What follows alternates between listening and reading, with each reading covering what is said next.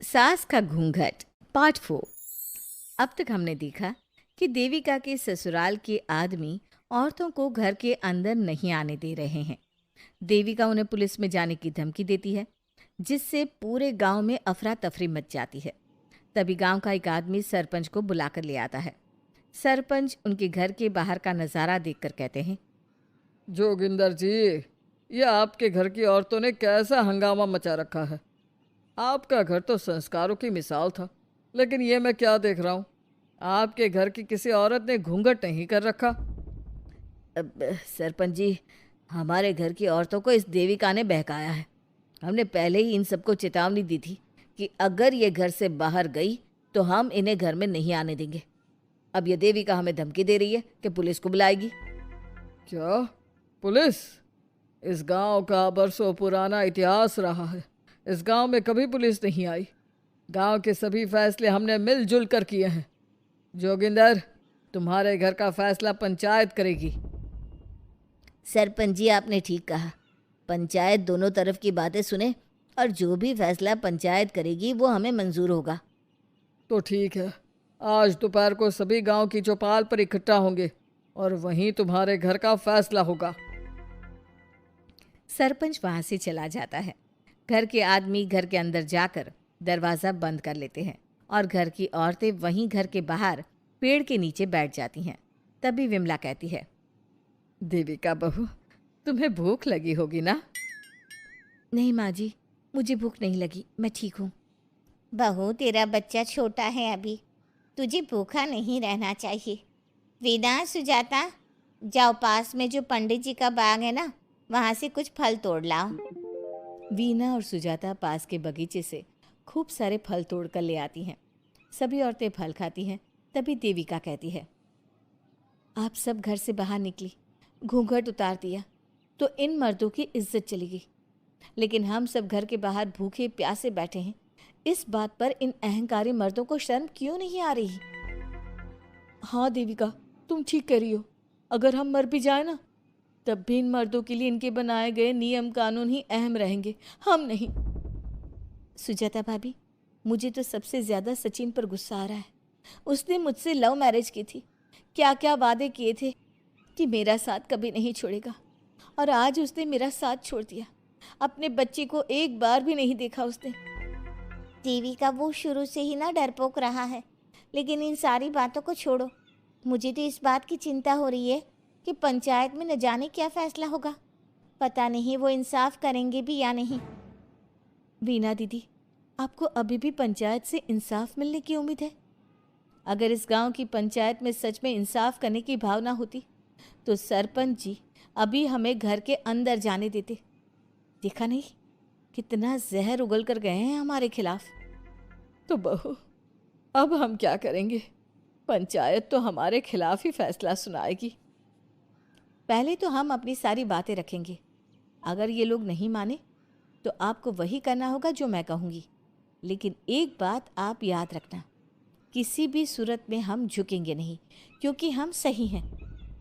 देविका सभी औरतों को समझा रही थी। तभी वहाँ एक गांव वाला आता है। आप सभी को पंचायत में बुलाया है। उस गांव वाले की बात सुनकर सभी औरतें पंचायत में पहुंचती हैं। वो देखती हैं कि उस पंचायत में सारा गांव इकट्ठा हो गया है। बहुत सारी औरतें लंबे लंबे घूंघट करके वहां आई हुई हैं। तभी पंचायत की कार्यवाही शुरू की गई और घर के आदमियों से पूछा गया कि वो घर की औरतों को घर में क्यों नहीं रखना चाहते। हमारे घर की औरतें ना तो घूंघट उतारती है और ना ही किसी डॉक्टर से इलाज करवाती है, और हमारे मना करने के बाद भी इन सब ने घर से बाहर कदम रखा, हमसे ऊंची आवाज़ में बात की। हमने इन सबको चेतावनी भी दी, लेकिन इन्होंने हमारी बात नहीं सुनी। अब ये सभी औरतें हमारे घर में नहीं रह सकती। अब औरतें अपना पक्ष रखें। ये कानून की किस किताब में लिखा है कि औरतों को घूंघट करना चाहिए?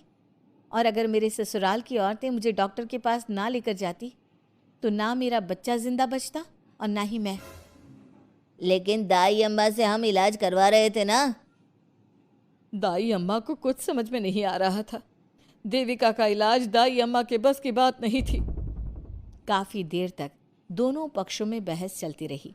दोनों एक दूसरे पर आरोप प्रत्यारोप लगाते रहे, लेकिन दोनों पक्षों की बात सुनने के बाद पंचायत ने जो फैसला लिया उसके लिए तो देविका पहले से ही तैयार थी।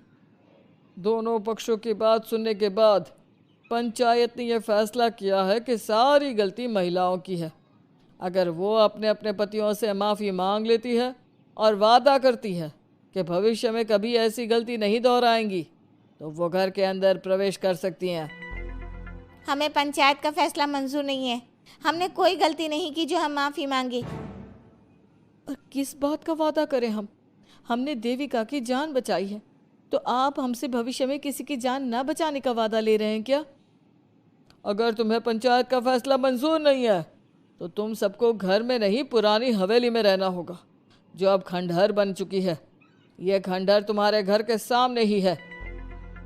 सरपंच जी, आपका फैसला सही नहीं है। एक बार और सोच लीजिए इस फैसले के बारे में। ओ शहर की छोरी, 4 किताबें क्या पढ़ ली, हमें सही गलत का पाठ पढ़ाएगी? तुझे पता नहीं कि पंचायत का फैसला यहाँ सदियों से चलता आया है और लोग उसी को मानते आए हैं। अच्छी तरह जानती हूँ सरपंच जी। अगर मैं चाहूँ तो आपके इस फैसले को कोर्ट की चौखट तक ले जा सकती हूँ। पुलिस को बुलाकर अभी घर के अंदर जा सकती हूँ। पंचायत और घर के आदमियों की शिकायत पुलिस में कर सकती हूँ और अपने बच्चे को उसका हक दिलवा सकती हूँ। लेकिन नहीं, मैं ऐसा नहीं करूँगी। मैं उसी खंडहर में रहूँगी और इस गांव के आदमियों को दिखा दूंगी कि औरत खंडहर को भी महल बना सकती है, और वो भी बिना किसी आदमी की मदद के। सारे गांव की औरतें देविका की बातें सुनकर हैरान हो जाती है।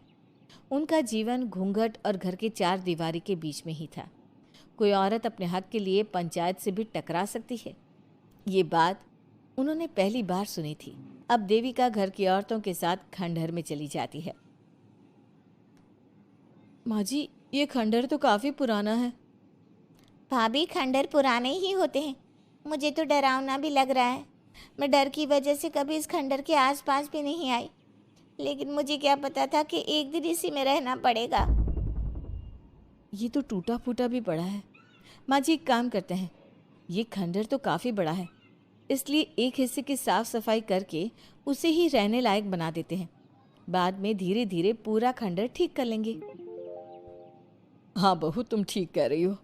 विमला भाभी और मैं इस खंडहर के टूटे हुए हिस्सों पर मिट्टी और ईंटें लगा देते हैं।